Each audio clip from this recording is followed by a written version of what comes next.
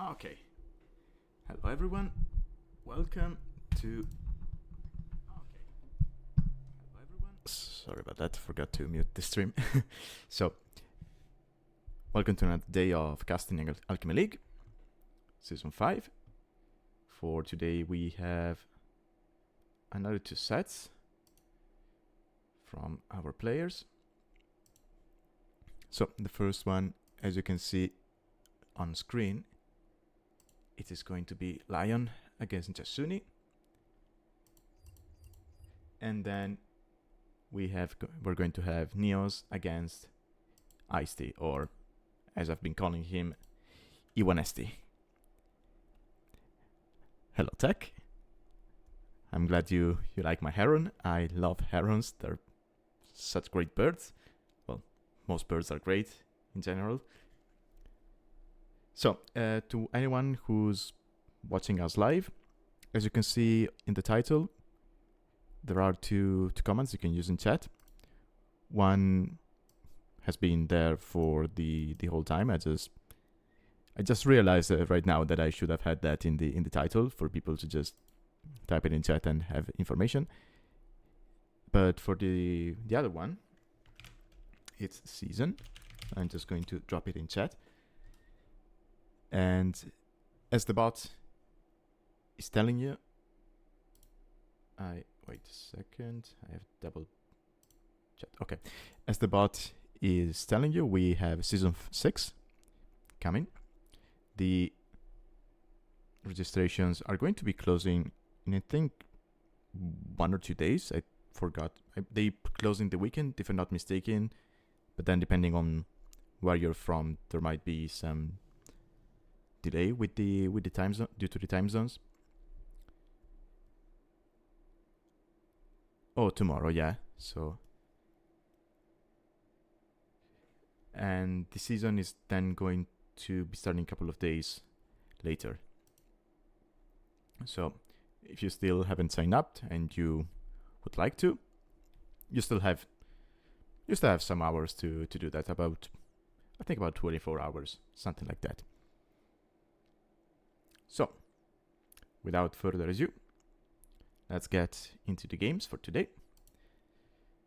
So, for our map draft, I do not know why this site bugged like this. It's not showing the images. They probably expired.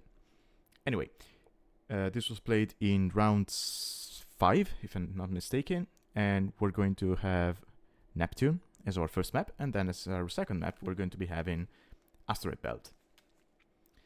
And I'm glad we see these 2 maps, because I think they were probably the least played maps in our first sprint, because people just didn't want to play them, especially Asteroid Belt, because they maybe looked a little bit weird. But then as people started playing them, either because they were the map of the round, or they just were left from the bans, everyone quickly realized that no, they're pretty good maps that have been producing pretty good games. So I'm happy to see that these 2 players will be showing us both maps. Now, speaking of civs, we have Ethiopians, Malay, Saracens, Burgundians, and Romans as global bans by the randomizer. And then we have Dravidians and Britons banned by Lion, and they were random bans, by the way. As for Jasuni, he banned Huns and Vikings. Now Lion, quite luckily I would say, he randomed into Persians, which have been for the past couple of seasons a pretty strong civ. He got Lithuanians sniped, and then he was left with Mongols and Chinese. And apparently, if I'm reading this correctly, then Jasuni, he just went for a random snipe. And honestly, with these powerhouses, I cannot blame him. I would have probably gone for Persians, but yeah, I mean, it's difficult to choose which one you want to be banning. Jasuni was left with Italians, Bengalis, and Koreans. He got Portuguese sniped. Alright, so that was the draft. Let's quickly jump into the game. So here we are. So Neptune.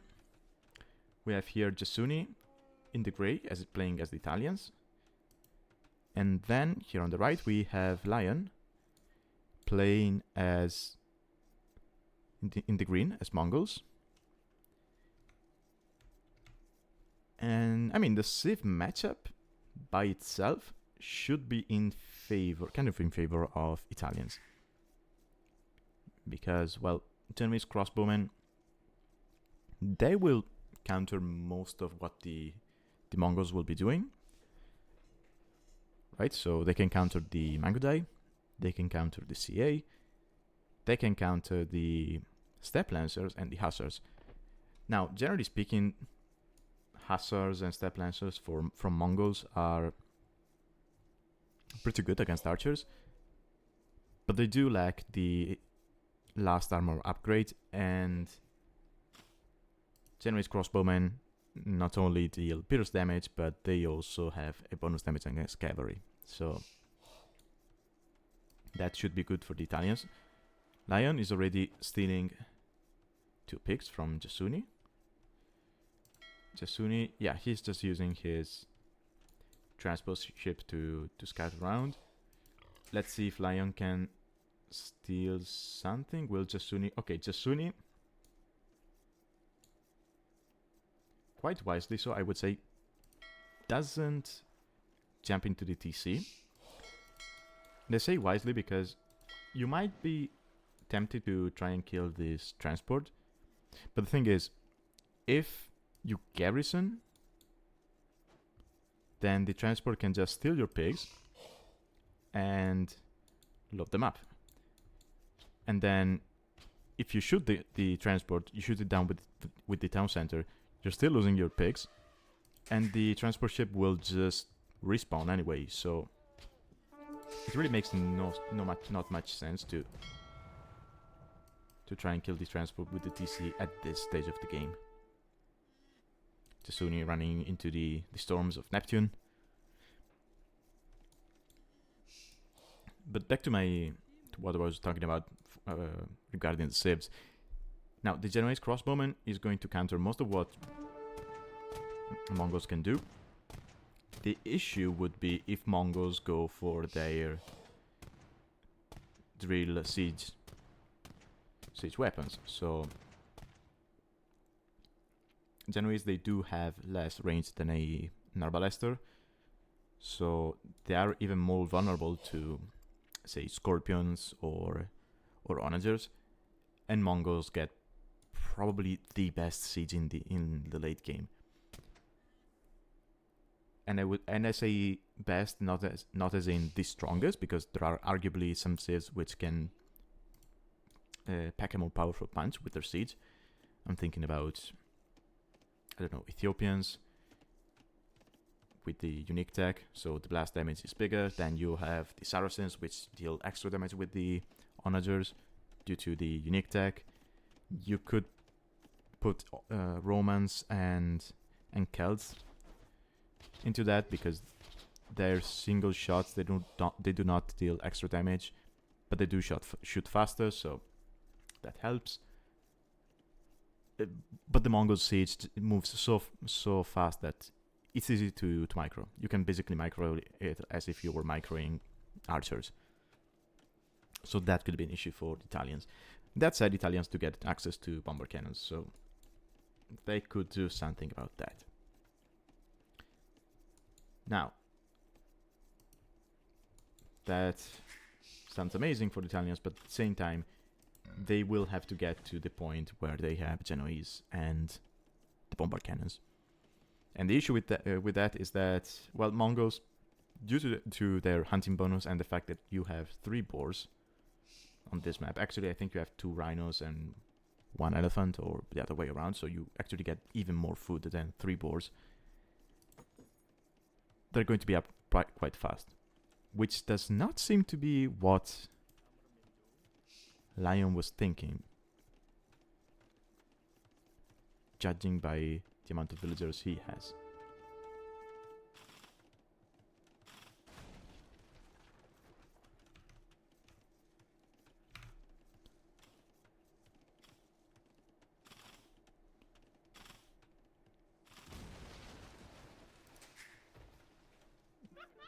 Oh yeah, the transport ship powers up the archers a lot. We've seen many players just go around and snipe villagers. I think a player who made very good use of that was Pacho, and before him, actually in their set, Otto made good use of the archers as Ethiopians and the transport to just go around and snipe stuff with the archers. So yeah, if your opponent is going for archers, you really need to commit to the walls. You cannot just be thinking, oh, he's not going to run underneath my TC or close to it with the archers, because he just loads them up in the transport and he can just sail through the range without having to worry too much. Now, Mongols up to feudal, but Italians are already there. But we have no military buildings from Jasuni. Okay, we have a barracks coming up now, and a market. A market? And Jasuni collected some stone.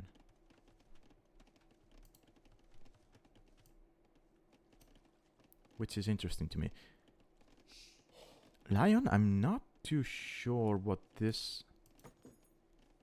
uptime was about, because he's going to gold now. He had a barracks.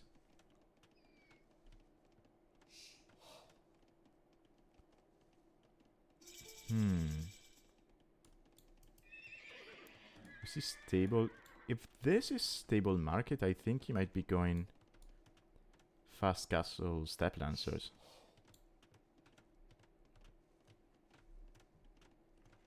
He's getting double bit X.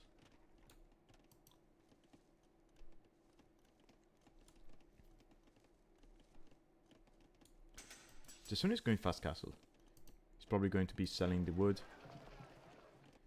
And then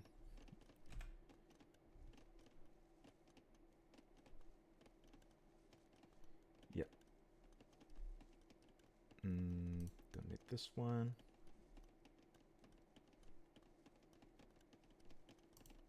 Okay. So yeah, Jasuni is going to go fast castle into what? I'm not too sure. I mean, he could. Oh, it's actually nice that they managed to get the farms with the horse collar while still going fast castle. He could be leaning into knights. Italians, you do not think of them as a cavalry civ. Yeah, there's the cavalry upgrade. You do not think of them as a cavalry civ because they do not get paladin, but they do have all of the upgrades in Imperial Age. They even get Hussar. So a knight play or a light cave play is not that weird with Italian. And we have scout cavalry from Lion. So Lion is probably going scouts into step lancers or something like that. If he sees knights from Jasuni, he could even consider the camels if he wanted to. But it's interesting how both players have opted for a fast castle approach. Whereas we've seen many people, despite the distance between the players, just go full on aggression in feudal because of how easily you can get to your opponent thanks to the transport ship. So this is an interesting approach from the players. Okay, we have... Oh, it's actually forward. Okay, I was looking for the stable. It's forward. And I think Jasuni walked there. But now he's going to have scouts on his gold. Loses 2 bills.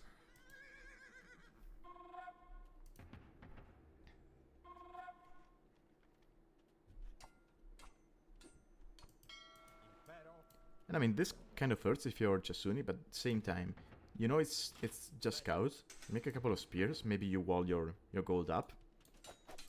And you should be fine. He's now going to wall the wood line. Ooh, it's going to be knights and siege. He is going to struggle a little bit for resources, just to make a mangonel, because of the pressure from the scouts. Now we have light cap from Lion. Okay, Lion does not know about this. Jasuni, he should not show the knight before he has like 3 of them and maybe mangonel. Okay, good.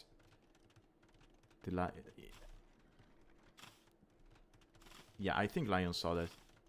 Because he had to he garrisoned to kill the transport. So he was looking at home, so he might be able to see the knight. Knight is not going to be able to deny the TC. We'll get a veil kill, maybe 2. Nope. Just run away. Run away. Run away. There's no point in staying here. Run away.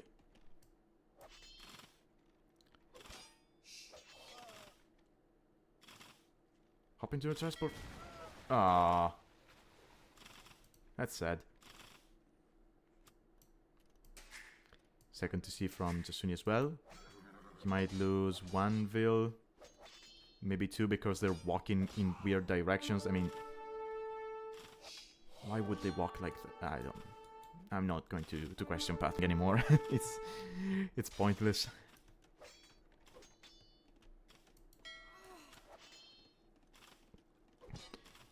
All in all, Eco KD is quite similar. And Lion has a lot of kills, but I suspect I saw Jasuni lose like his ship like 3 or 4 times to the TC, so I think most of those kills are going to be the ship just dying and respawning and getting killed again.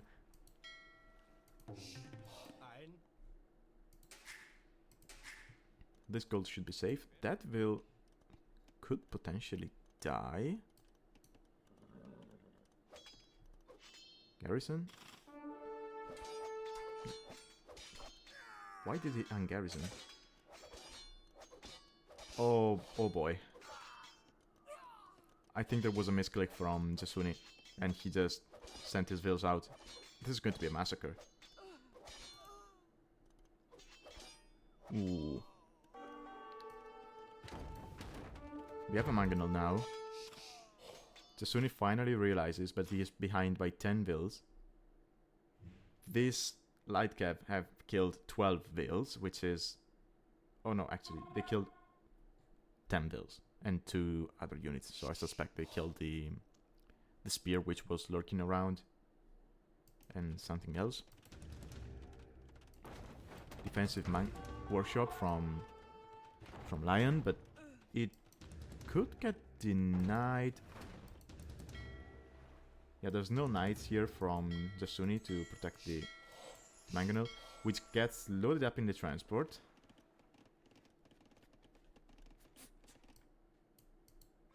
Light Cave is going to come home. That's a nice move, because you see there's nothing protecting the mangonel, so you might as well just follow the ship, and you either kill the mangonel when it pops out, or you just sink the ship and the mangonel is going to sink with it. Jasuni dropping a TC here, that's interesting. Forward TC. The light cav might spot that, yeah. And the light cav should be able to deny that. Oh, no, never mind. They're going for the knight instead. Run away, yeah. One more knight coming out. Should be able to deny the TC, because this monk is going to run after that knight. Okay, it's not going to deny the TC, but it should be able to kill the bill. And this TC is going to go up.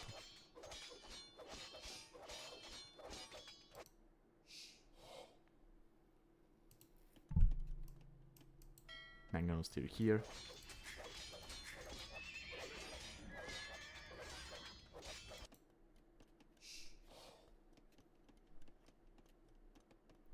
Okay, Jasuni behind by 6 vills now, so he's catching up.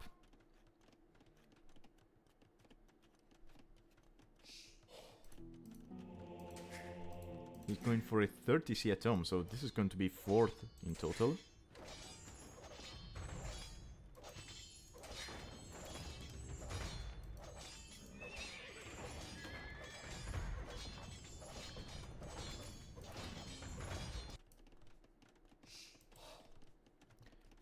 Also, I just remember we have a significant elo difference, so I don't know what Lion's real elo is, but I know Jasuni is around 1k, and as you can see by the health on the villagers, this was played with a 10% handicap in favor of Jasuni.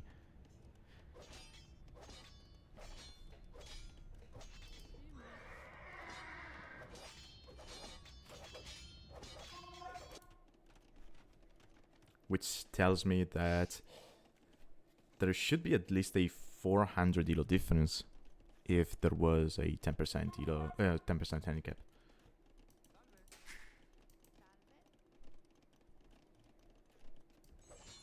Fourth TC from Lion.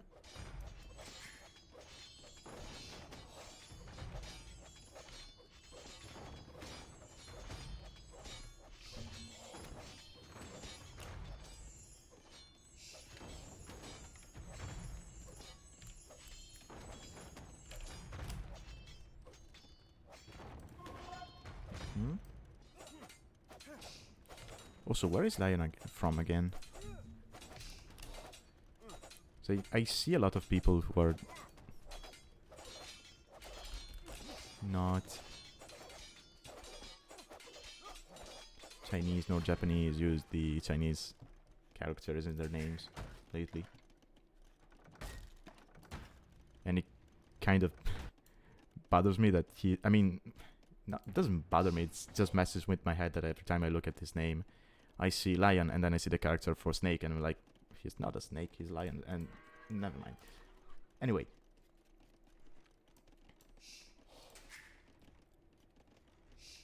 Jasuni actually passed his opponent Nico, which is interesting. I think Lion was probably investing too much into trying to get rid of this forward, and he should be able to.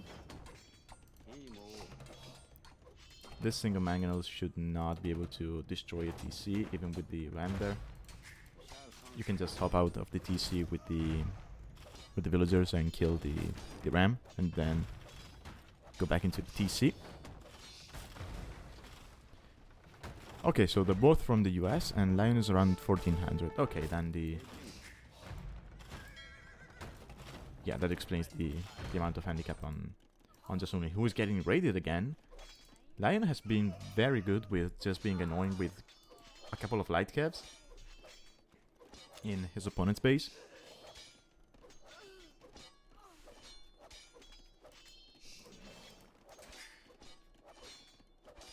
And Jasuni, he's too focused on looking at the front, and he keeps losing villagers to this small raid.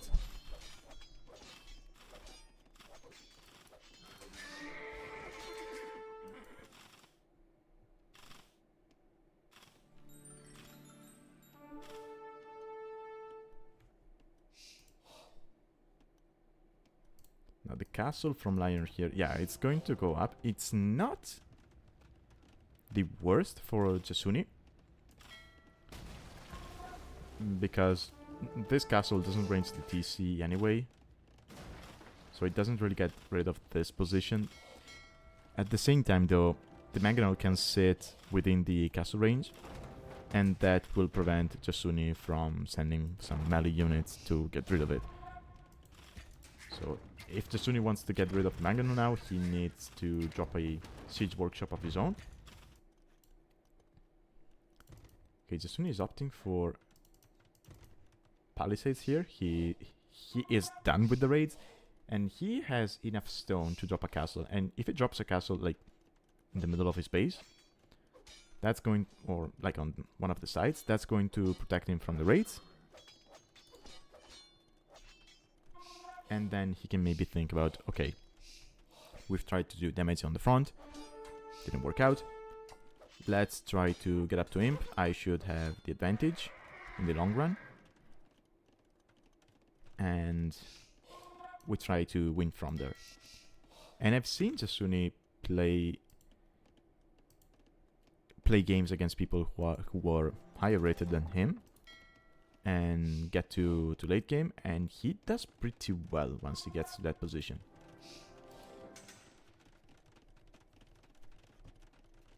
So we say Imperial Age is also going to be cheaper for Italians compared to Mongols. So at this point of the game, the Mongols have basically no eco bonuses left. They only have bonuses which help their military. So their cavalry archers and the Mangudai as well are going to be shooting faster. And their light cav and the steppe lancers will have more HP.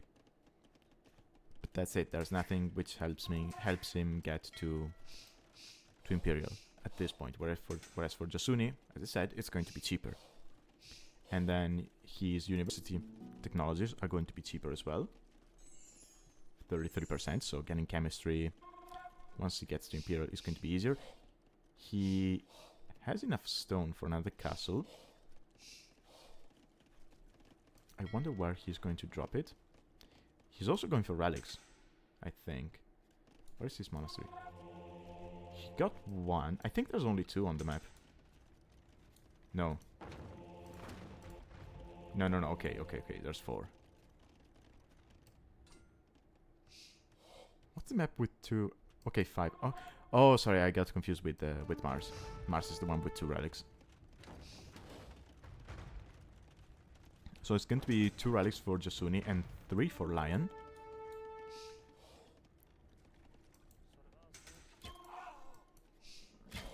Mangudai.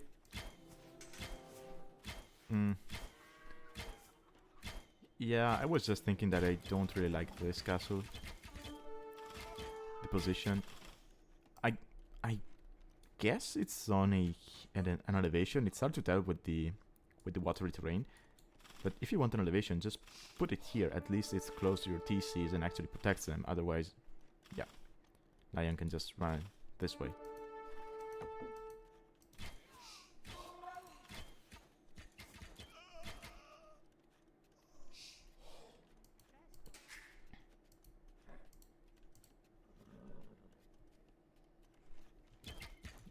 Yeah, and Mangudai is, if your opponent knows what he's doing, can be a very annoying unit to deal with because of how easy they are to micro.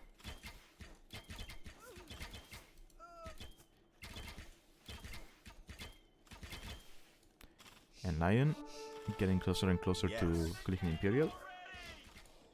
And apparently, even Jasuni's cat was trying to give him trouble during the game.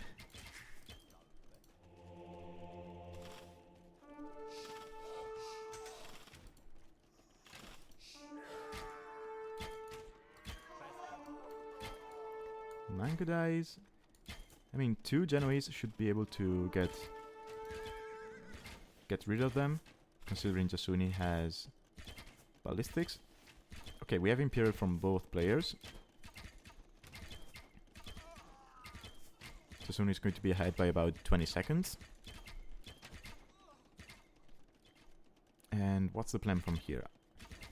I think, yeah, you need to drop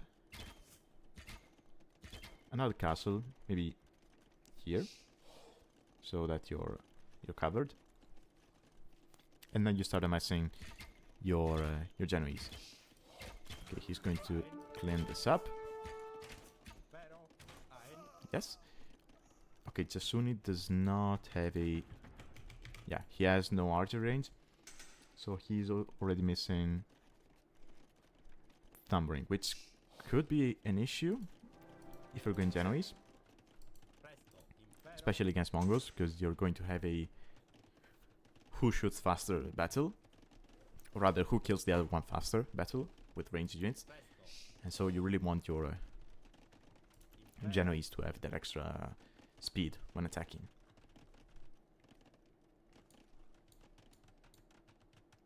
But yeah, Lion knows that he needs Siege to counter the Genoese. So he's going to lean into that. He's still making Mangodai, so he's going to go Mangodai Siege with some light cav, probably Hussars in a moment, in the front to as a mid shield. And well, he's got the eco to do that. Jasuni, he's got a lot of gold, so he's a little bit behind in eco, but his units are a little bit cheaper. So if anything, he could market abuse if he really needs to. He's getting crop rotation and stone chef before getting chemistry and bracer.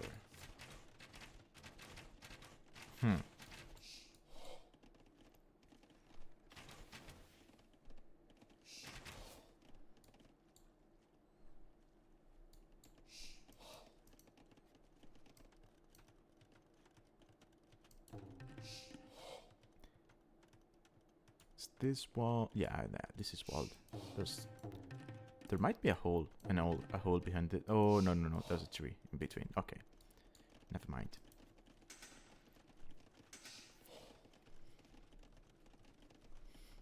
Yeah, Hussar just came in. Even before Elite Mangodai.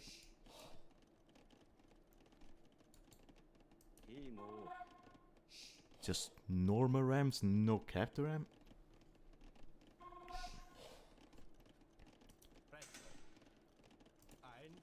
Still no bracer for Jasuni. Ooh, this Hussars could break in quite easily. Jasuni needs to realize that and wall behind. I don't think he notices.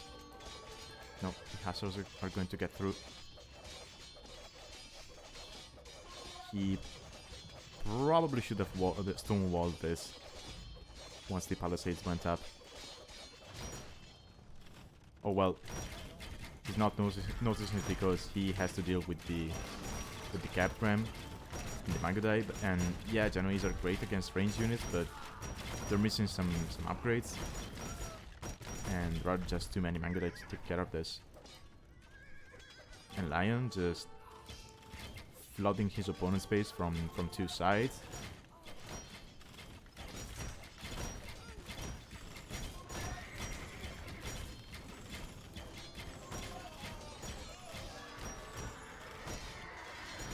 And I think this is going to be GG pretty soon.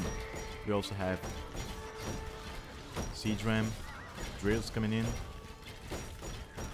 And keep in mind, Lion is doing all of this without prioritizing Elite Mangodai, which I think was a good call. Because yeah, Hussars, they get countered by the DG. They get countered by Genoese, but at the same time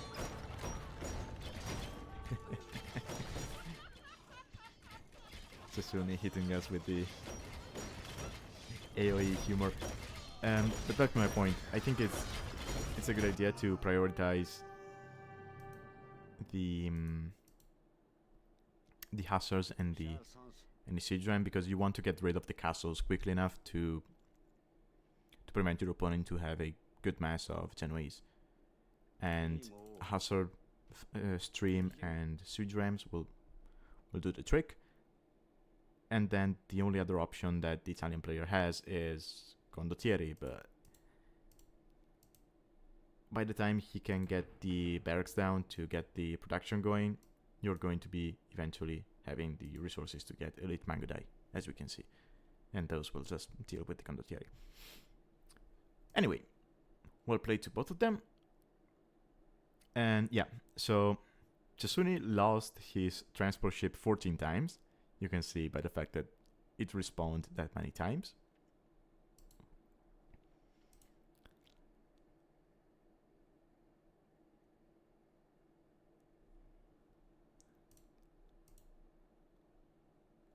Jasuni, it felt a little bit weird because he was floating quite a bit of gold and wood, and he was just not making generates crossbowmen.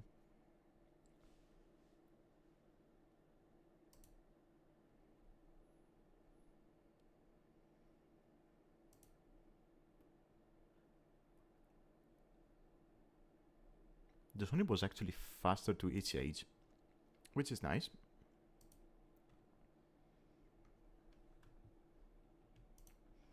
Okay, so that was game 1. Let me load up the second game,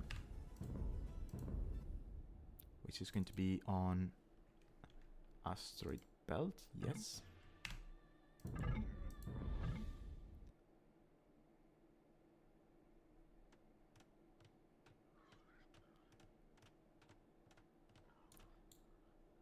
Okay, so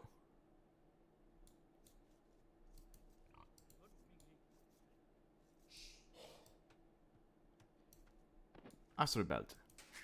We have 2 small islands. They actually, where the players generate. They actually spawned quite far away from each other. We've seen generations where players have the TCs, one here and one here, whereas on this generation they're quite far away from each other.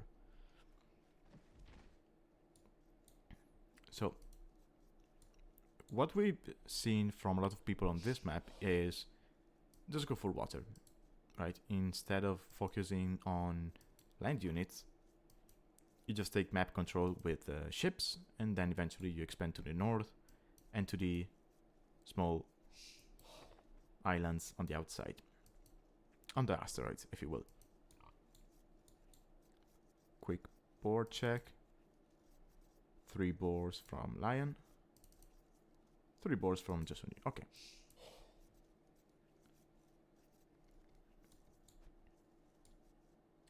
Speaking of this, we have Koreans from Jasuni, which last time we casted, we saw Otter playing them on this map. And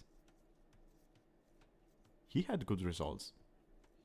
He basically opened scouts, he made a couple of scouts, then went into ships, and then took map control with ships, and eventually towers from Castle Age onward.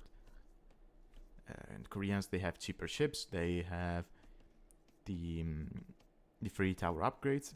As soon as they get to Castle Age, for example, the Watchtower will turn into a guard tower, and the moment they get to Imp, the guard tower will turn into a keep. And then eventually in Castle Age you could get the unique tech for giving the towers +2 range. This one, Upsang, which is not that costly. It also costs no gold and no stone, which is nice.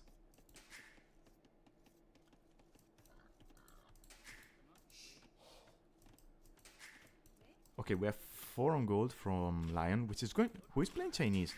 And I'm actually surprised by that pick. It is not the kind of save I would associate with a, let's say, hybrid style of map where you want to go for Navy. But I guess you do start with 3 boars quite close to your TC, so that helps a little bit with your awkward start, and it's not like they're bad on water, right? Let's take a look. So they're missing fast fire and elite cannon galleon, but aside from that, they get everything.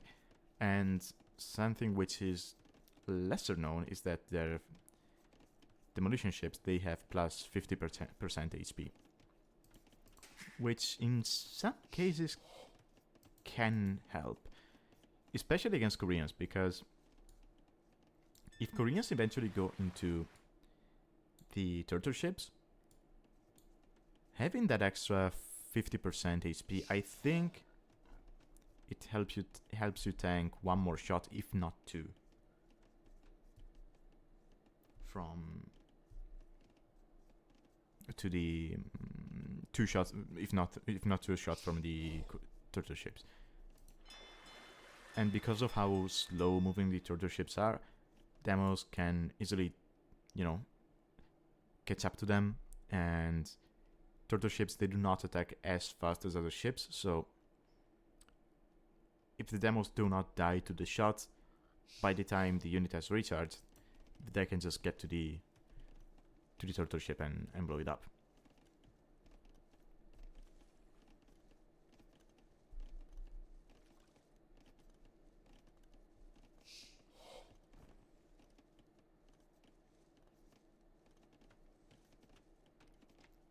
Oh wait, Tech, you mean this planet? A little bit larger? I don't know, because it already gives people who take control of it a lot of advantage just because of the sheer amount of wood. So I think maybe making it larger would make the map even more lopsided. Ooh, that's a nice spot for Lion. Kills a Vil. He's going to lose the Photoman, but that's worth it. He's also up to Feudal, and he's going Archers.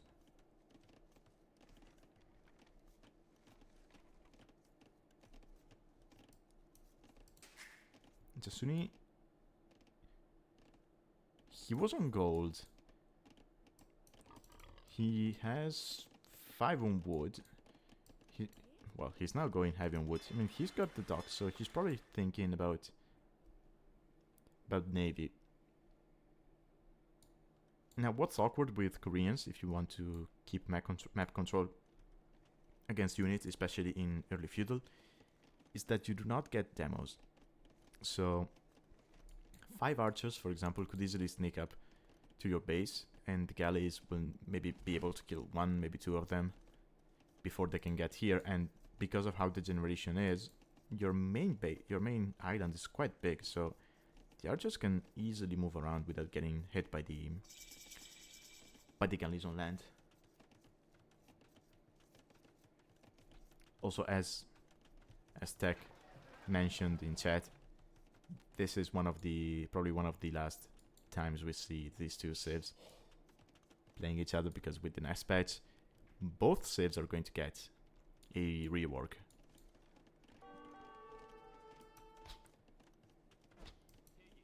So they're going to also be, I think they're also going to be renamed. I don't know what they will choose for the Chinese. Koreans are either going to be Goryeo or Choson, I guess. It really depends what the devs want to go for. I mean, they were Choson in age 1, so that would be weird, I think. But we'll see.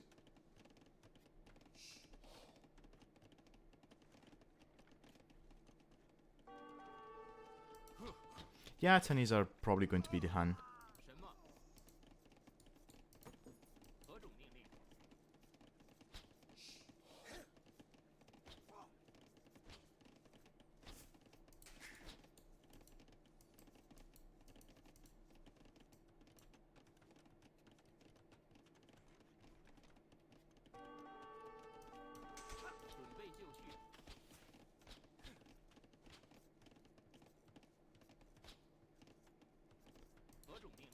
Okay, so we have... Lion has been able to do some damage with the archer. I mean, there's only 1, so it's not going to be... It's actually...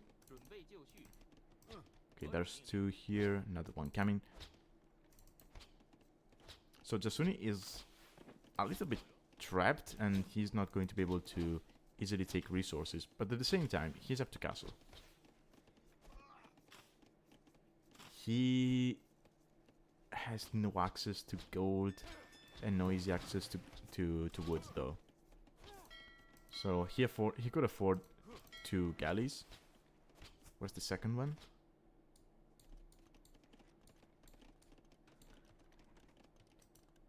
Where's the second galley? Oh, there it is. Just hiding behind the rock. He's going heavy on stone. I mean, I wouldn't mind see him drop a tower here. Right, you drop a tower here, and then, yeah, and then you go back to stone, and you eventually drop another one, I don't know, here, and then here to secure both the gold and the wood, and then you take it from there.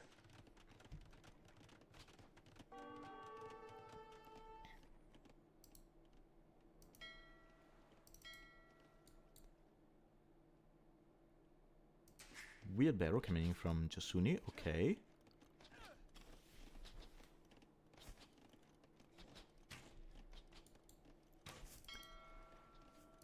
Who could be making more ships if he wanted to. I mean, if that's the direction he wants to take.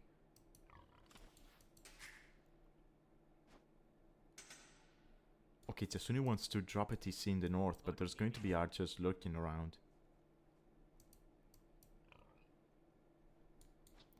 You know, it would be funny if the archers, they just went all the way around and the villagers from Jasuni, they just come from behind and drop the TC undisturbed, but I think they're just going to be sitting in this little corner. Yeah. Wait, what did I...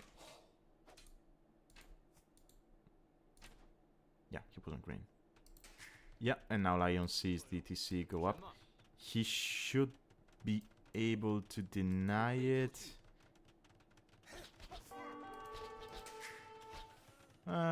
It's probably going to go up. It's going to be costly for Jasuni. I mean, there were 10 bills here out of 25 he has, so the archers should die. Yeah, not all of them. And there is still archers here. Jasuni, he has a lot of stone. I wouldn't mind just go towers. There is so much stone on this map. If you just go to the asteroids later on. Yeah, look at this, and this, and this. He's opting for the castle here. Okay.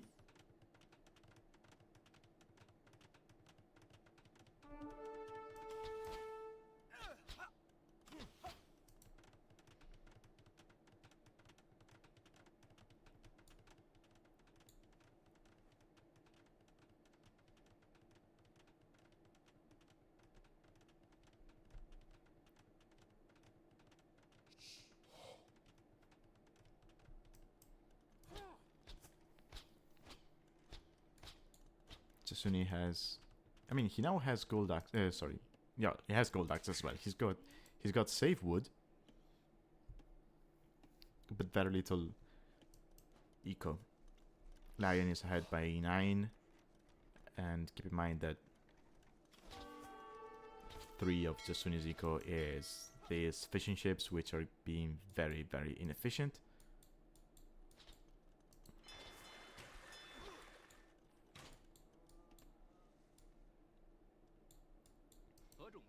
These 3 archers will prevent Jasuni from easily expanding to the right side, and they will give Lion an opportunity to come here and build something to maybe pressure Jasuni, because keep in mind, Jasuni, he built the castle here, which is going to protect that gold, but at the same time, this castle cannot help this area. Well, aside from making a couple of war wagons and just going there.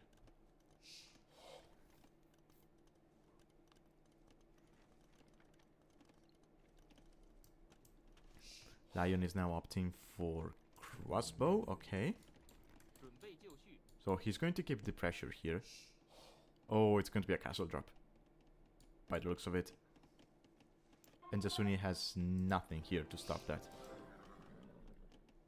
I mean, he's got a war wagon, which is going all the way around here, which is sad because he walled it out from with that mill, if I'm not mistaken. It's hard to tell, but I think it's... Oh, never mind. He could have gone that way. Oh, that's a TC, not a castle. Okay.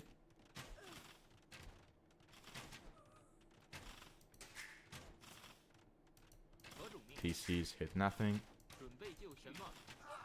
Ooh, triple kill, nice. More wagons coming from Jasuni.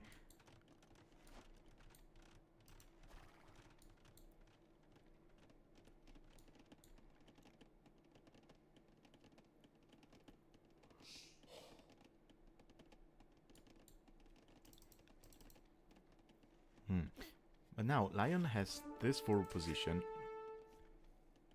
If he wants to, he could stop... Well, he has already stopped crossbow production. If he wants to, he could just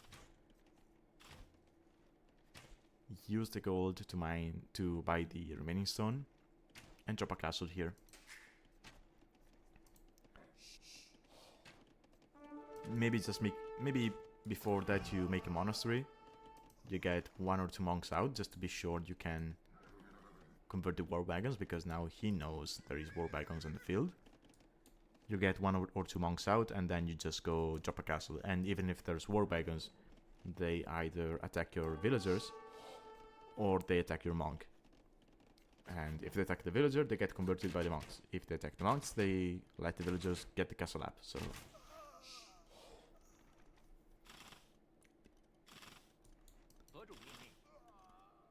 Lion, just like the previous game, still being annoying with very little numbers of units.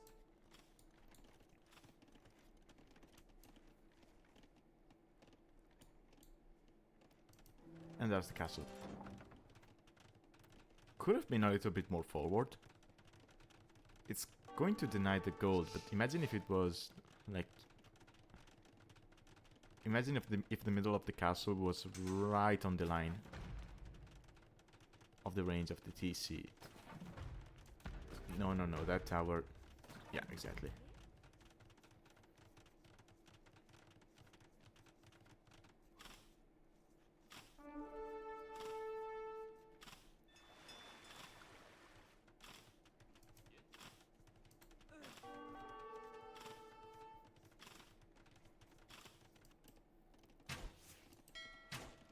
Crossbows, yeah, they will not take down the galley, but they will feast on these villagers.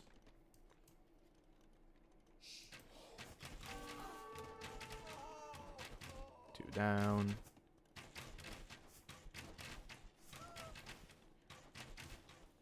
Yeah, and Jasuni is going to build. So he's going to do this a little bit like Otter was. He's just going to go around and drop towers on the islands. Just slowly take control of the area.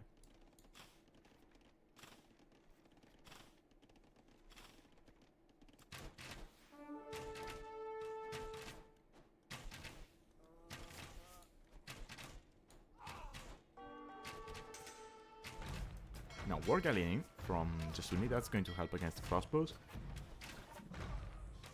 And with the amount of wood and gold he has, he could consider just making more. We have petards from Lion?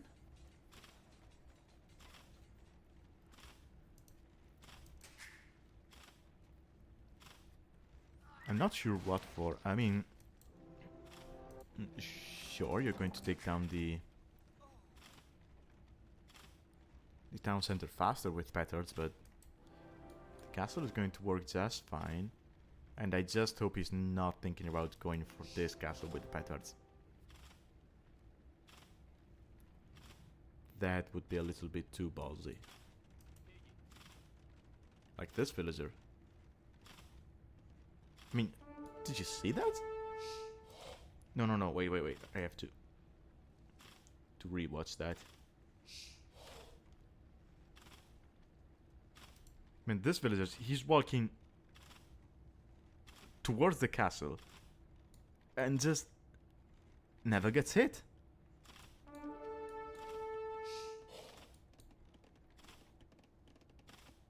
What the?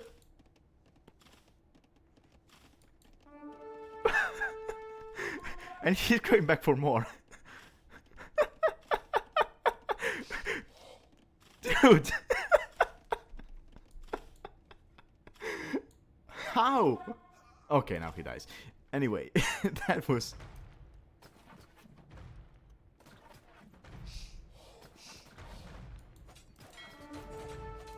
Okay, villager shanking the ship.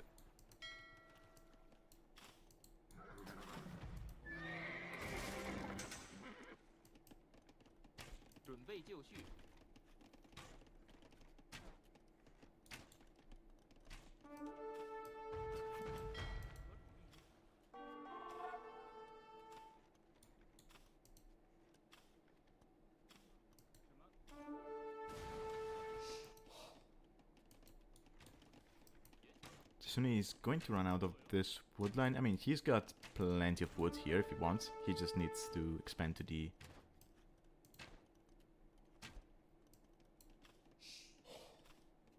sea.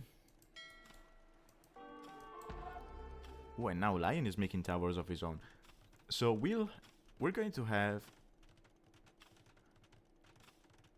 Korean towers against Chinese towers. So we're going to have towers with more range. There's Upsong coming in.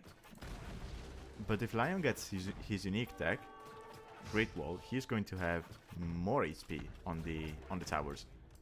I think it's 30%? 20%? I forget.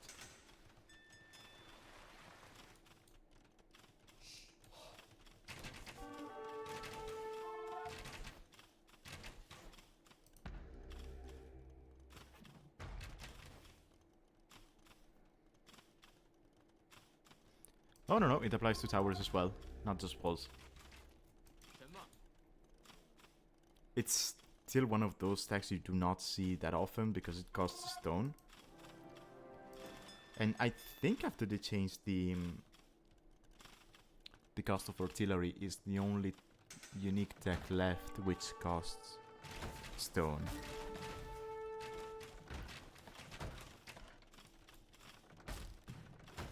And then if we look at other techs which cost stone, the only one left is murder holes. If I'm not mistaken.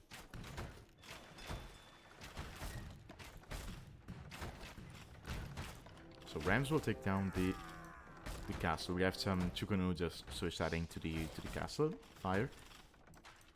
We have a castle drop from Jasuni here with a turtle. Love to see that.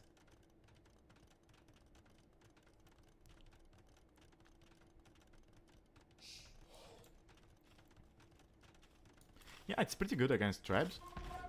And the only thing is, it's on a sieve which doesn't usually go for towers.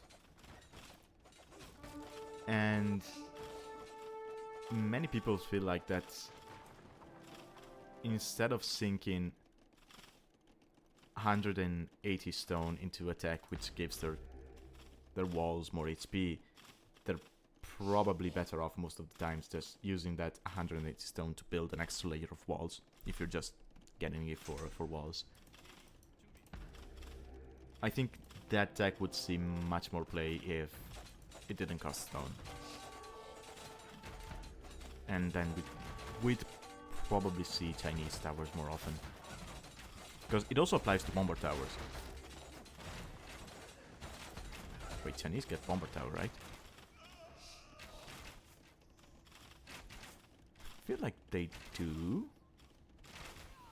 Yeah, okay.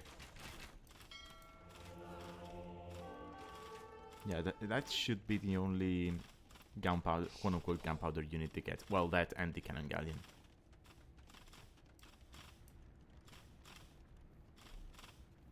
So neither player close to imp, but I mean Lion. That's a crazy eco lead. He also has control of the north now.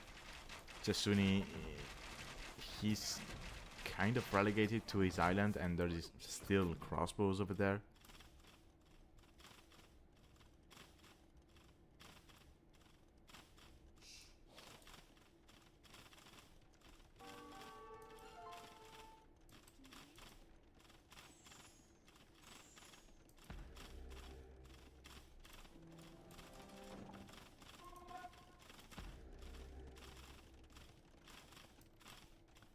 So I think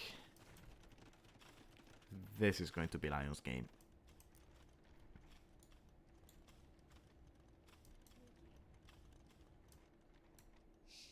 Yeah, there's Chukanus on the field. There is demos now coming out from Lion. So Lion is switching to... He's switching to the sea, while that turtle switches sides.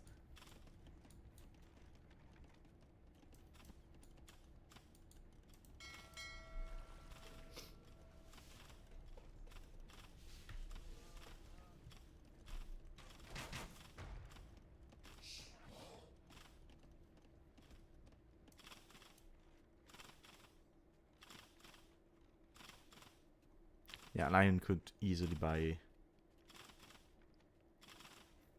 the food needed for him. Oh, never mind. He had him queued up behind some bills. And he's kind of over booming. You do not need this many bills as Chinese. Because you're most likely going to go into, well, Chukanus or Arbalester or eventually Cavalier. You can easily stay at 130 bills and you're fine.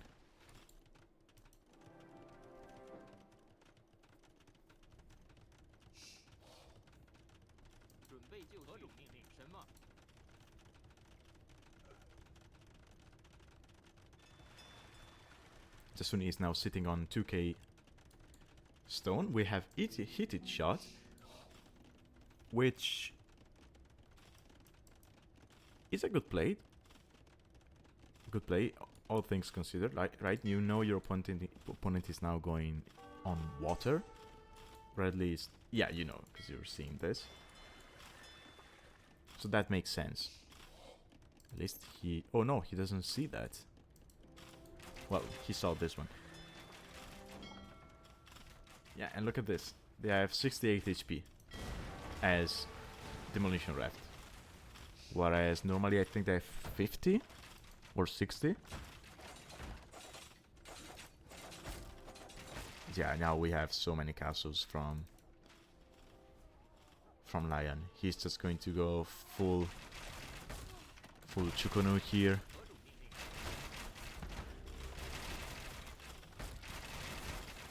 Actually, seeing this, I've never tried going Chukunus with a Saracen ally. That should take down buildings so fast. Because I think the bonus is going to apply... Actually, I don't know. I don't know if the bonus would apply to the main arrow only, or if it applies to the secondary ones as well.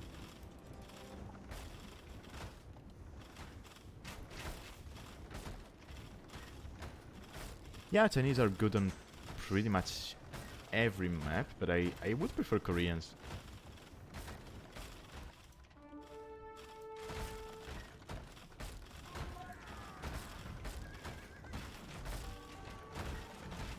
But yeah, Capt Ram, War Galley coming in, even Shipwright.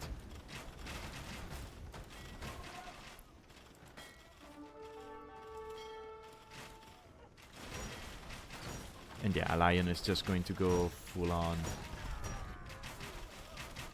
demos here. Jasuni down to 4 bills and calls the GG. And so Lion takes the game, the set, sorry, 2-0. Well, he takes the game and thus the set 2-0.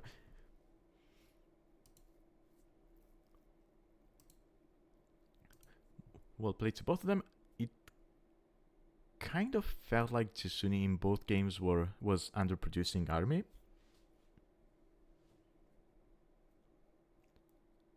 And I think that's probably the main mistake he made. But again, Lion was very good at keeping small raids in Jasuni's base just to prevent him to actually get resources.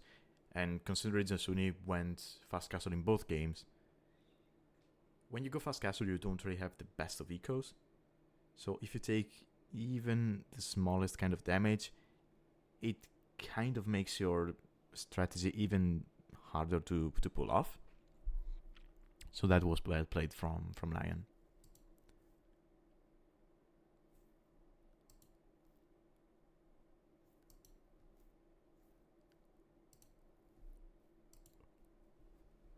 Okay. Let's go back to the drafting table. Let me show you. Yeah. So before we get into the next set, I need to take about a minute break because I forgot to get my water and my throat is already starting to hurt. So 1 minute, I'll be right back.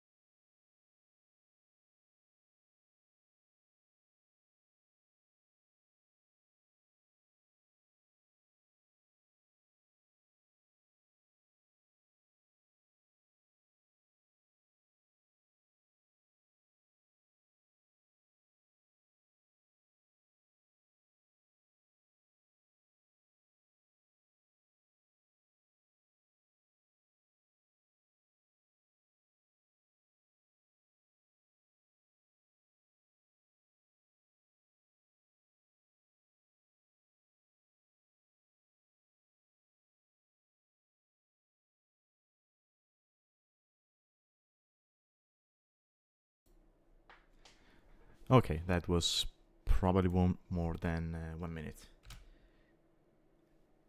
Alright, we're back. Just 1 second, I need to take care of this bot. I have to say, they do get quite... Yeah. They have quite the fantasy when they come up with the names for these bots. Anyway, here is our second set for today. It is going to be NeozZ, again e1sTea. I might end up calling him e1sTea because that's what I'm used to, but I'll try to just say e1sTea. So again we have... Oh no, never mind. So this was played in round 6, I think it was. I'm not too sure. Maybe 7. I don't remember. Anyway, Asteroid Belt was the map of the round, and then we had Saturn for our second map. As for civs, we have Mongols, Burmese, Gurjaras, Incas, and Malians banned by the randomizer, and then NeozZ banned Armenians, Vikings, and the e1sTea banned Persians and Georgians. Now, NeozZ got his Italian pick sniped. That left him with Khmer, Bengalis, and Japanese. And e1sTea, after getting Dravidian sniped, was left with Portuguese, Byzantines, and Koreans.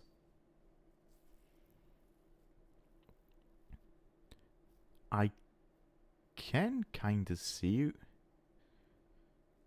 what NeozZ is going to be playing on Neptune. Oh, sorry, no, there's no Neptune. Never mind then. Okay, yeah. All saves make sense. Okay. Now, let me load the first game, which is Asteroid Belt. Here it is. Let me open Capture Age and close this. Okay, here we are. So we have Portuguese from e1sTea here on the yellow. And then from NeozZ, we have Bengalis, who I believe I haven't seen on this map yet. I think I've seen Bengalis another couple of times in the tournament. And most of the times they were going for this kind of fast castle into Ratas build, which they could probably still pull off on this map if they tried to. It is not going to be as easy, because normally what you would do with that build is you wall to get your gold and wood save. Oh, NeozZ asking about deers. There are no deers. There is only ostriches, but they're not as close as to your TC as they would be on other maps.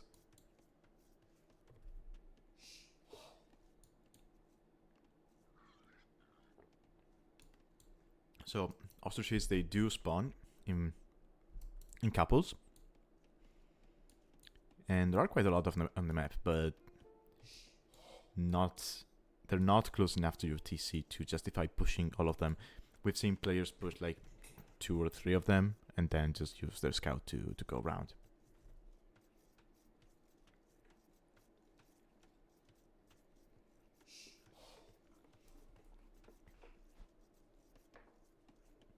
And it actually took me a moment when NeozZ typed deer, because I was thinking, wait, why is he calling e1sTea deer? And then I realized that he meant deer, the animal.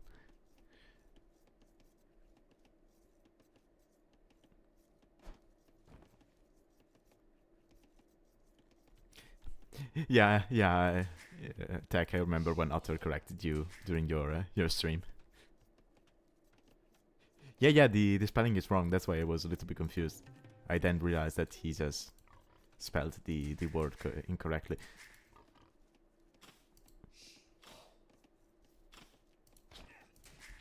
Which happens quite a lot with that word from what I've noticed. And another, while we are on the subject, and they actually are quite similar the way they get misspelled. Another word I often see misspelled is like peek, as in to take a quick look, or rather, take a look at something. And they, many times people spell it like peak, like the peak of a mountain. And you often see these on the Discord of Age when they have, oh, a new peek into the new DLC. I'm like, that's not a mountain, so what are you talking about? But yeah.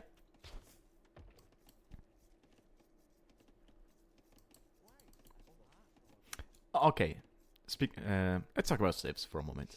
So e1sTea has Portuguese, which can be played both as a land civ and as a naval civ.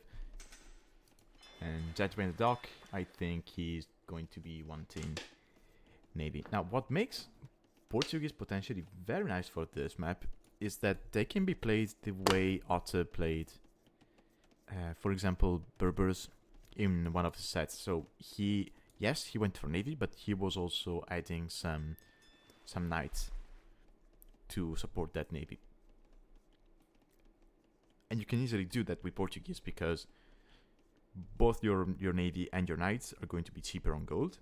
So it's easier for you to go into that kind of double gold composition the same way you would go into knights and crossbows. The Portuguese are one of the few civs which can easily do that. And then Portuguese navy also has extra HP. Now, for NeozZ, he's on stone. So I think this is going to be Ratas.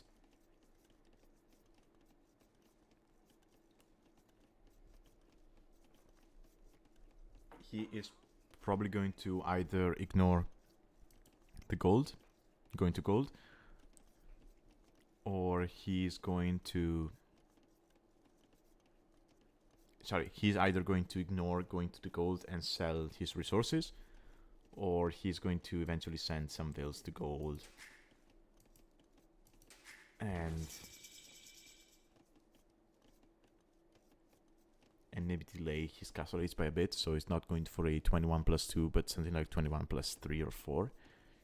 But seeing as he's not sending anything to gold, I think he's just going to sell some stone, maybe some wood. Wood is not going to be easy because he needs that for blacksmith and market. We see those coming up. And he's still pushing the ostriches. And generally speaking, because of how open you are here, this could be a little bit too risky. Because arguably there are Arabian generations where you can more easily wall your resources in compared to this map. So here, a scout rush from e1sTea could have probably found some damage. But the issue is, e1sTea is going for navy. He's going for fires.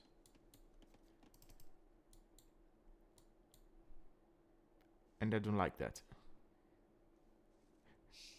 Now, I don't like fires to begin with, but you didn't see any docks, so fires are going to give you nothing.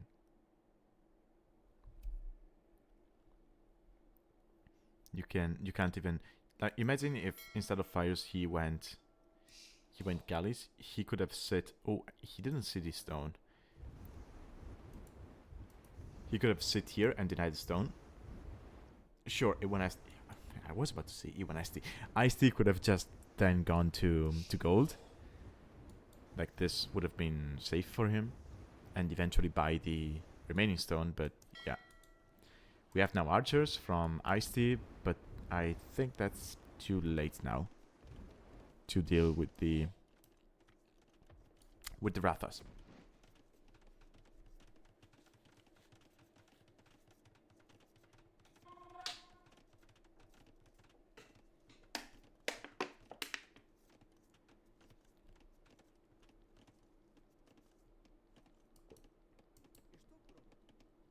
This is nice though.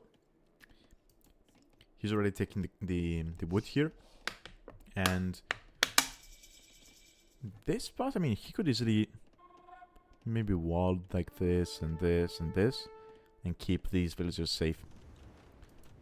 Rathas have less range than a crossbow, so walling them out is slightly easier. But then you have to worry about the Bengali monks and the elephants. And this is a very nice spot for the castle. Villager is going to get saved. Archers will go down to the castle. The Fatherman goes down to NeozZ's Fatherman.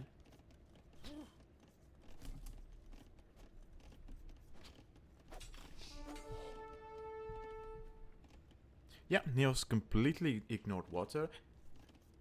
And what is difficult in e1sTea's position was the fact that you're up against Bengalis, so you need to be thinking that that possibility for the Ratha play is there. But at the same time, Bengalis, they are quite a good naval civ because of the regenerating ships. So you could also be expecting the navy play. Fire burning that Ratha to death. I'm sorry, I overdoubted you, fires. And now e1sTea is up to castle. At the decent timing, he probably just realized, once he realized his opponent was going to Rathas, he just figured, well, let's set our stone, get our gold. Wait, did he sell the stone? Yeah, he did. Let's sell the stone, buy our way to castle, and once we get there, because we're Portuguese, we could easily go into double monastery monks and defend from this.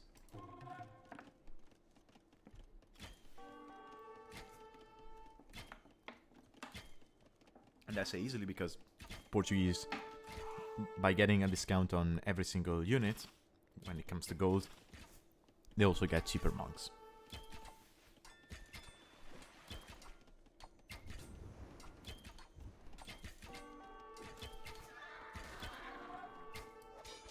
Rathas, ooh, the wood lane was open.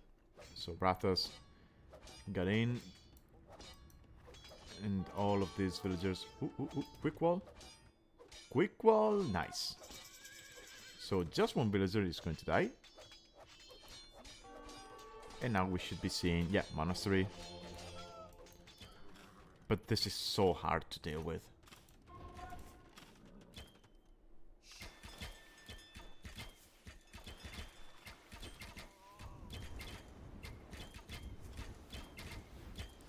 Yeah, I'm surprised he didn't wall as well. I mean, he had these two walls down.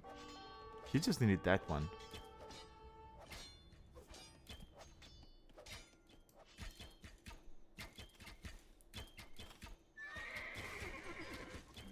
Okay, so e1sTea, he's adding vills to stones, so he might be thinking, okay, let's defend with a monk for the time being. And then eventually we can get to unique unit. And I don't think I've seen Rathas dealing with the organ guns that often, so that's going to be an interesting matchup to see. But I think I don't know, this unit is so strong, it feels like it could just deal with the organ guns as well. It's going to be a matter of numbers, of course, but ooh, one conversion in. That's nice. Are we going to see a monastery for devotion from NeozZ? No, okay. Double monastery, right? I see that. I like that.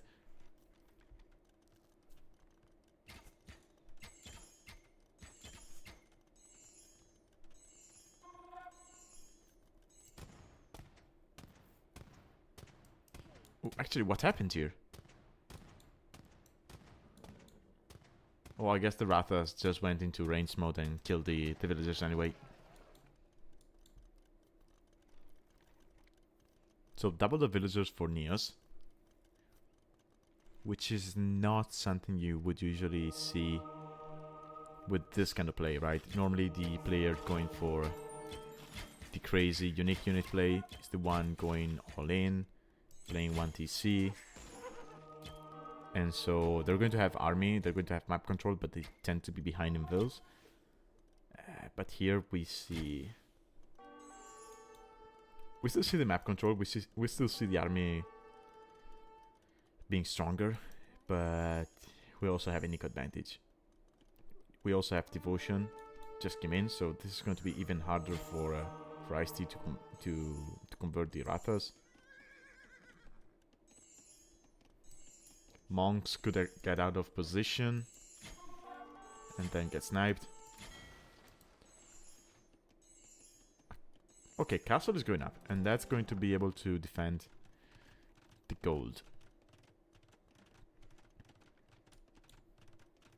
Could be denied, actually. Oh yeah, the monks are out of position, and NeozZ sees this. Castle is going to get denied. That is painful. Ooh. I mean, I think if you're NeozZ, you're even happy gifting some Rathas to your opponent if it means denying the castle, and you have more coming from the back anyway. Yeah, I don't see a comeback from e1sTea, yeah, and the cost is GG. So NeozZ gets the first game.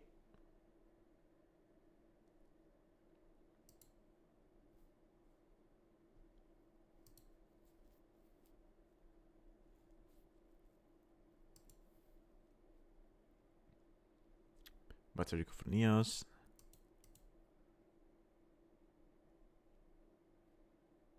That's a crazy uptime.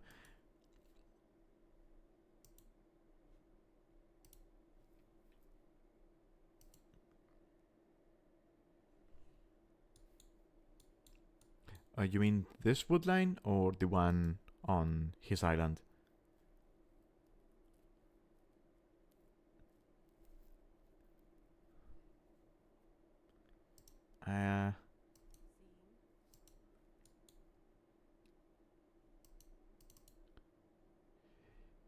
Yeah, I mean, even with a tower on either place, it's still going to be so hard to deal with Rathas. If he knew this was coming from the beginning, then he could have just gone fast castle himself, but into monks, and that way you basically shut down the whole strategy from Bengalis, because the amount of resources they invest into a single castle, you can invest into 2 monasteries, and so you have double monk production from the start, and you can just convert the first Rathas that come to your base, and then that's just a winning position for you. If you don't see this coming, it's very, very hard to defend from. Anyway, let's jump into game 2, which is going to be on Saturn. And as you can tell by the music, we have Japanese from NeozZ here in the blue, and then we have Byzantines from e1sTea in the yellow. So Saturn, oh, okay, e1sTea already taking one of the elephants, well, taking the elephant, because then he has 2 rhinos.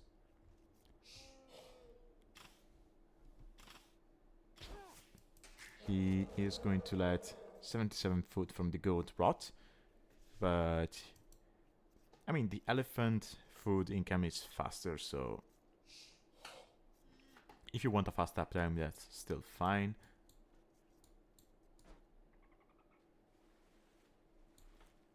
So I wonder if either player is going to be playing water, because now it was not these two players, but I did cast a game from Sprint 1, and it was Fun Dutch against Poisonetic, if I'm not mistaken, and they just went crazy. They both went Fast Castle, one of them was Khmer, the other one was Romans. So the Roman player, he went Fast Castle and went one way around the map to drop 2 siege workshops. No, wait, it was not Romans. It was Khmer against Portuguese. So the Khmer player went Fast Castle one way around forward to drop the siege workshop and siege pressure into his opponent. And then the Portuguese player, he went the other way around and dropped the castle on his opponent's face. It was insane. And the thing is, Fondach is from the same clan as NeozZ, OS Plus. So I wonder if they were talking strategies. And as Tech mentioned, this is a laming heavy map.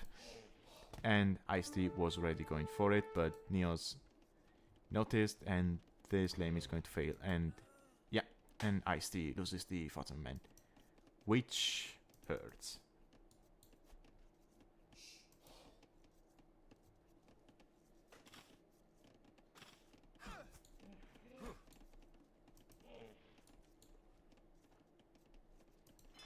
Okay, so NeozZ made a dock here, and he is going for fishing ships. Okay.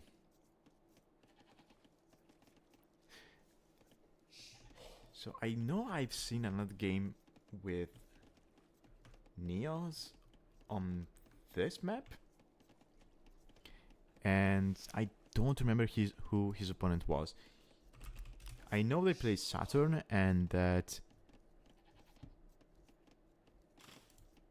NeozZ's opponent went for Vikings, and just went for full control of the Ring of Water with eventually with the oh nice with longboats, but I do not remember who his opponent was.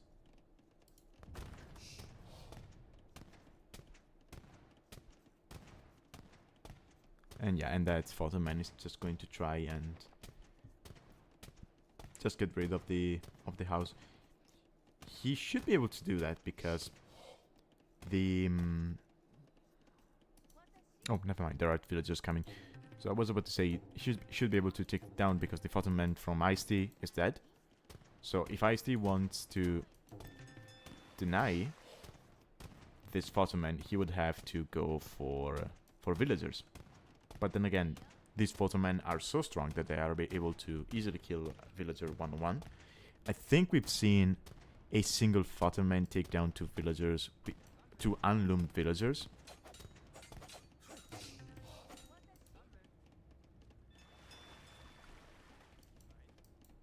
But yeah, now the Photon Man took some damage. Okay, interesting enough, e1sTea is going for a dock on the outside and one on the inside. Now, he doesn't know about NeozZ's dock. So I don't know how much he's thinking about navy control.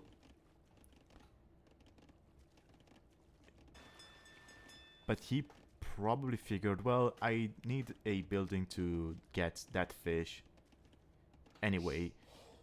Let's just make a dock. We might not end up having to make a navy, but just in case we have to, we have a dock instead of a mill.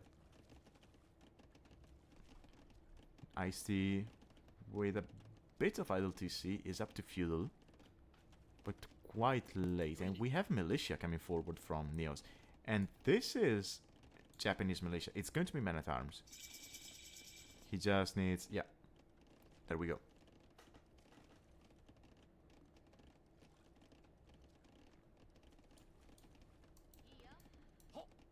Yeah, if you're NeozZ, you do not show the militia at the moment. You wait for men at arms. Okay, so he's going men at arms with a forward range. I like this.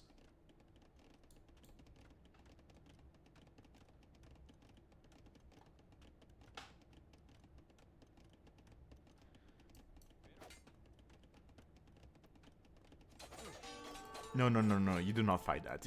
It's Japanese men at arms. You do not want to touch those. Or rather get touched by those.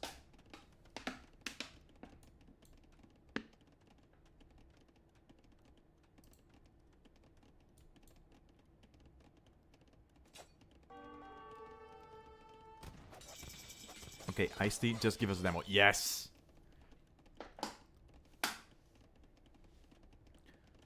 Okay, we have a tower from... ooh, that's so clever from NeozZ. So he was about to drop the tower there, but then he saw this one coming up from e1sTea and decided, oh, I'm going to... okay, e1sTea, send the demo there. A single demo, I think, even if the villagers go all the way around, the demo can just get here, explode, and kill them. So either send the demo to kill the vills, or you delete the house, you send the vills to get the tower, and if the men-at-arms come towards you, you just kill them with the demo. But no, men-at-arms are on the... oh, no. Delete it. Yeah, he could have denied that. Oh, that's unfortunate. And he's off wood.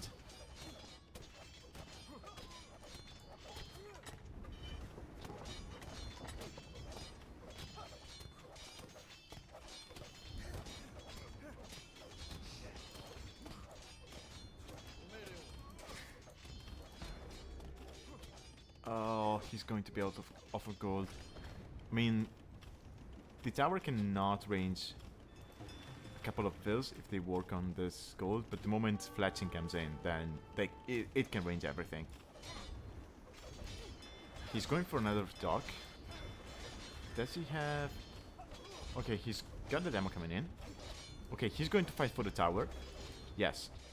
So you go fight for this, because you know if NeozZ pulls anything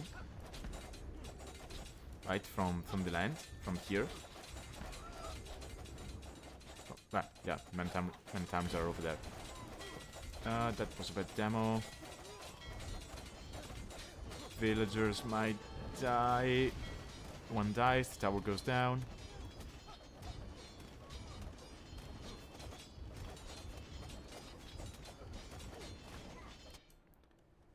Okay, we also have now a dock from NeozZ on the outside. He's going for the fish. He's Japanese, so that's going to be nice for him. e1sTea has been fishing for the past 15 minutes or so. And now we have Byzantine's fires trying to roast some men-at-arms.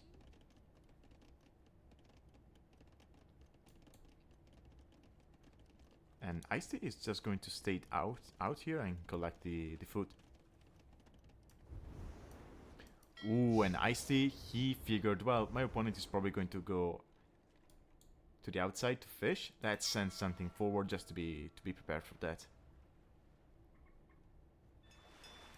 And NeozZ, he seems to have given up on making navy. Oh, he's making a demo here. That demo should be able to hit these two fires, or he could be cheeky and try and set it forward to explode the vills, because those vills are going to be quite exposed. But we have Castle Ace from NeozZ, who was already working towards it with the resources, and he's been taking fish undisturbed for the for the whole game. He already has farms.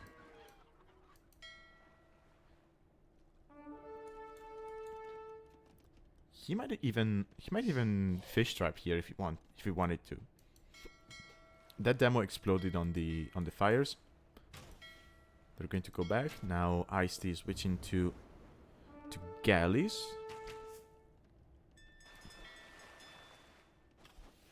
Should be able to. And he saves the fire, yeah. He's going to repair it, I think. Just sending it here to repair. But he's still in fuel. And his opponent is going to be Castle Age. There isn't much he can do with the amount of walls we have from e1sTea. He would need to wall this area, but still.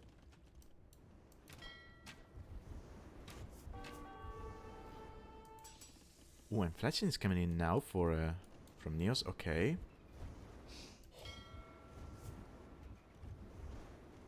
So NeozZ is going to stay on ranged units. Do we see... Okay, crossbow. It's 2025, so I was expecting CA from the Japanese.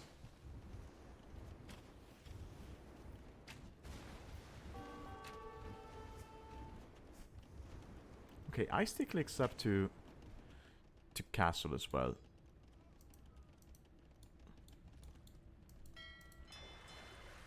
Wait, did I miss? Wait a second, I think I missed a big demo. Oh, never mind, it was just a fire. I saw a bunch of brothers and thought it was just a demo. Anyway. Crossbows can now be annoying on the gold, but they should not be able to completely deny it. But now e1sTea needs to realize he can no longer stay on the fish. He needs to switch to something else, because to farms. Because these villagers are a little too exposed. Now the crossbows, they do not have the best of mobility, and they do have to be wary of the eventually of the demos.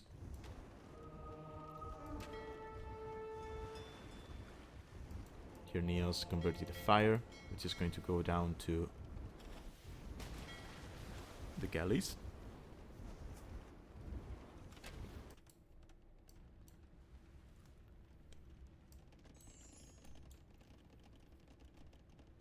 So what's the plan for e1sTea now that he's in Castle Age?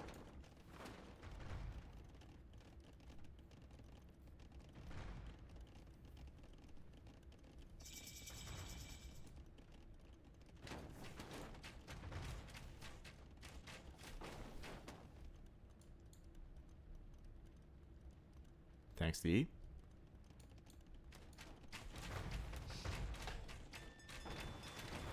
Okay, he's going to stay full on navy, but we have crossbow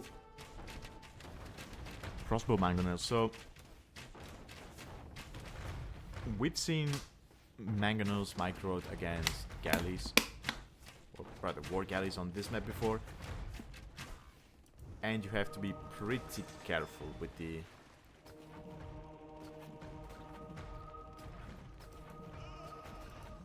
galley. So monks go down to the war galleys. That's nice. And now, yeah, that's out of mangonels. You need demos here. Yeah, one is coming out.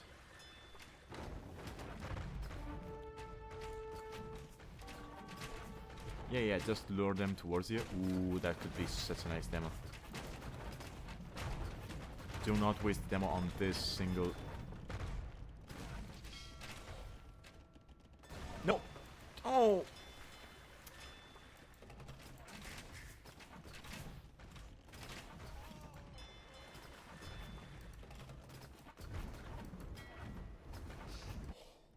Okay, e1sTea, okay, he's been pressured. If he wanted to, he could just take It doesn't have the wood, really. I was thinking you could take a build, maybe, and drop a dock here to get some extra eco out there, but yeah, he still needs the wood. This TC is not going to go down that easily because it's a Byzantine TC.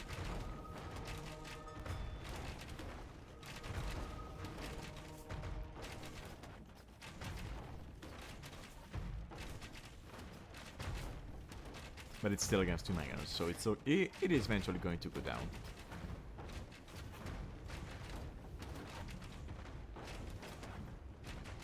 e1sTea should be able to clean up this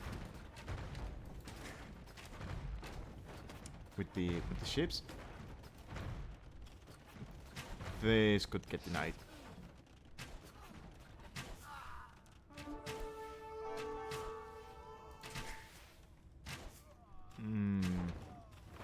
That's so tough.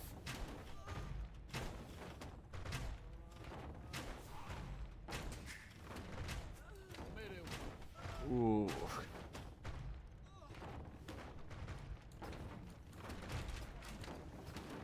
Also, NeozZ got rid of the navy. I think he converted the ships from e1sTea. Yeah, e1sTea managed to make a dock over here, but he has no TC at the moment.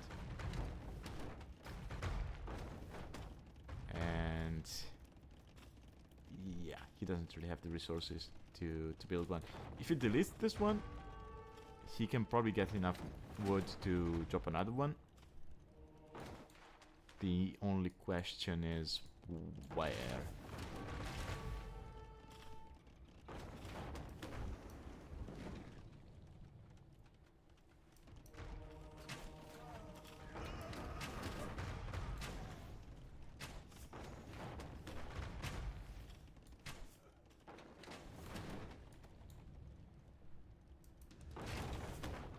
Okay, making a mangonel.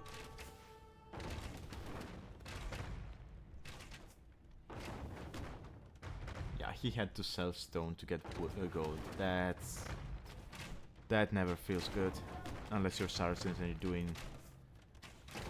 you know, some crazy build where you mine stone and sell it instead of mining gold. He's going to have a TC, but yeah, that's going to be tough.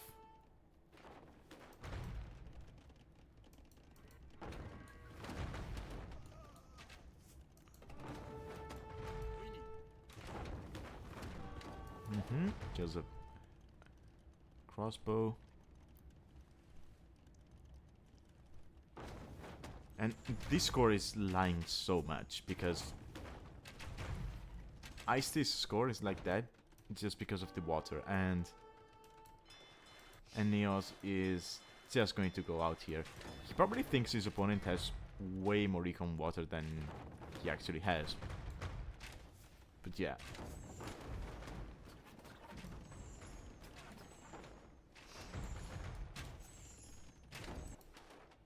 Actually, where is NeozZ taking gold? Oh, out here, okay.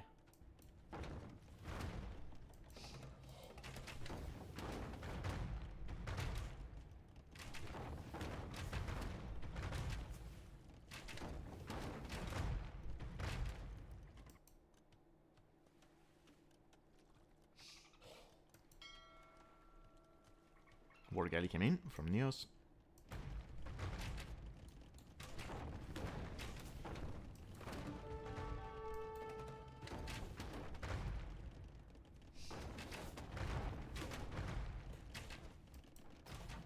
NeozZ is also on 3 TCs now. He's kind of forced into this little corner, but he's going to have wood control. He still has some bills on gold. He's going to get water back on the outside. And then eventually, he could even be cheeky, take a bill, drop a dock maybe here, and come back on water. Although probably, e1sTea could probably see that thanks to the free town patrol. Oh, and I just missed this. Okay, so e1sTea apparently killed 2 mangonels with 1, which is always worth it. Actually, let's see if I can catch that. Okay, there's the 1 for 1. Nice. And now he gets, yeah, and now he gets that one. Nice.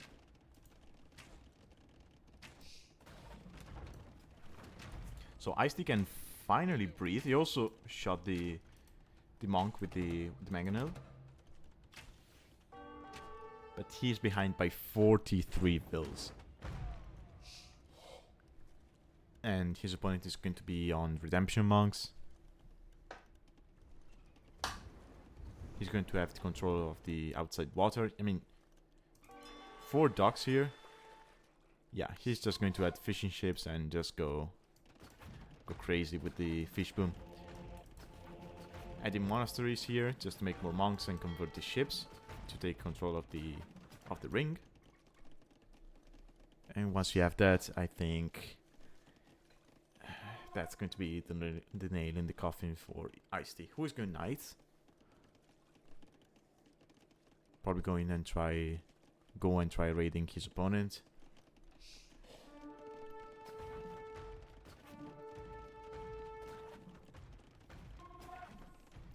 But it doesn't feel amazing to see he's going knights when his opponent was getting the monk tax. Which were not for the knights, but they were just for the ships, but they're going to be working out as well.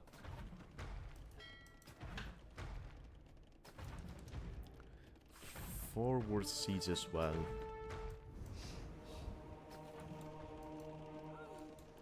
And NeozZ got through, so now he doesn't have to walk around anymore to get to his opponent's base. That man gonna got converted. e1sTea probably didn't realize his opponent did not have. I mean, he probably didn't realize his opponent had sanctity. He thought he didn't. That's why he was so cocky with the mangonel. Well, not cocky, confident with the mangonel.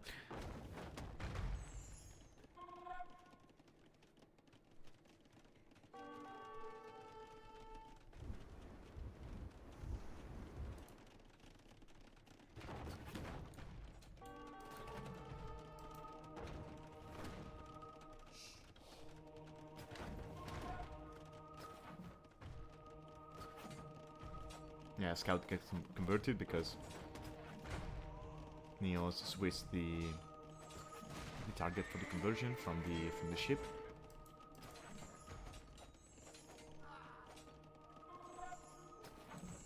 And e1sTea calls the GG. So NeozZ takes the set 2-0.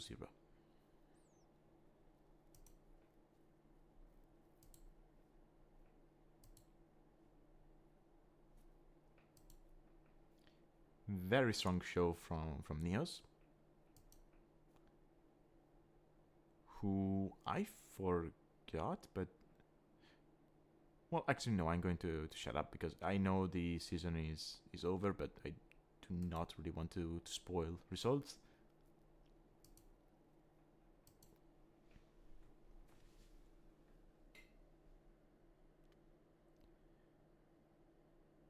I wonder this time if at 4. I think it was.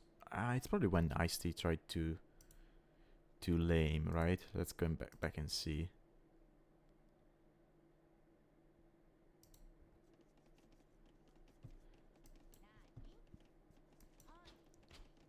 Yeah, it's around that time.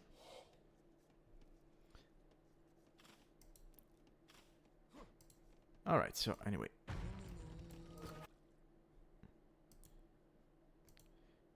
So that was the second set of the day, and I'm going to end the stream there. Thank you to anyone who joined. Now, I don't know how many more casting from Season 5 I will be doing, because, I mean, Season 6 is going to be starting in a bit, so that's going to be the main focus. So if you did not get your games casted, I'm sorry, but there's just two of us doing this, so there are just so many games we can do. So I'm sorry if we didn't cover your games. We'll try to do it in the next season. So yeah, thanks you to anyone who watched, and I will be seeing you next time. Have a good one. Bye bye.